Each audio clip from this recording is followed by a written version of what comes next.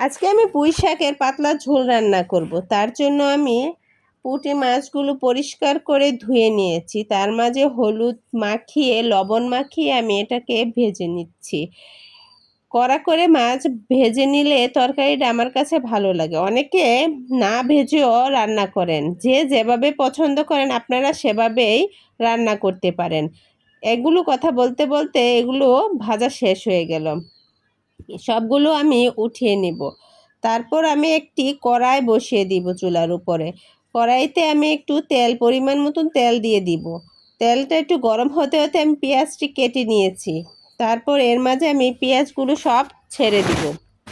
পেঁয়াজটি ভাজতে হবে বাদামি কালার পর্যন্ত আমাকে ভেজে নিতে হবে। তার মাঝে আমি রসুনের পেস্ট করে রেখেছি, সেগুলো দিয়ে একটু নাড়াচাড়া করলাম। একটু পুড়ে যাচ্ছিল দেখে আমি এর মাঝে একটু পানিও দিয়ে দিয়েছি।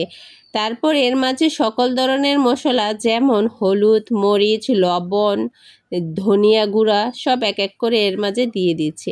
এটাকে ভালোভাবে কষাতে হবে। যে কোনো তরকারি যত ভালো করে কষাবেন ঠিক তরকারির স্বাদটা ততটাই বেড়ে যাবে। এটা এভাবে কষাতে কষাতে যখন তেলটা ছেড়ে দিবে তখন আমি আমার কেটে রাখা সবজিগুলো সব এটার মাঝে দিয়ে ভালোভাবে মিশিয়ে নেব। তারপর এটাকে ঢাকনা দিয়ে এভাবে কিছুক্ষণ রান্না করতে হবে।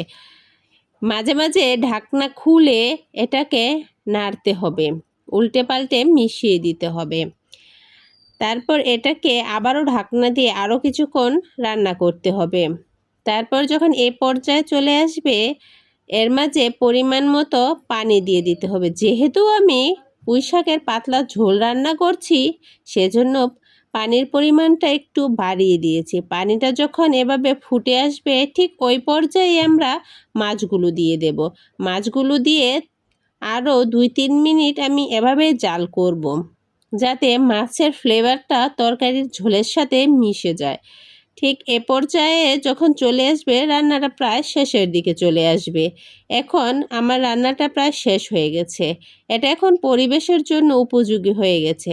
গরম ভাতের সাথে গরম ধোয়া ওঠা তরকারি মজাই আলাদা। আর যারা পুঁই শাক পছন্দ করে, বিশেষ করে দেশি পুঁটি মাছ পছন্দ করেন, তাদের জন্য তো কোনো কথাই নেই। তারা অবশ্যই এভাবে একবার রান্না করে দেখবেন।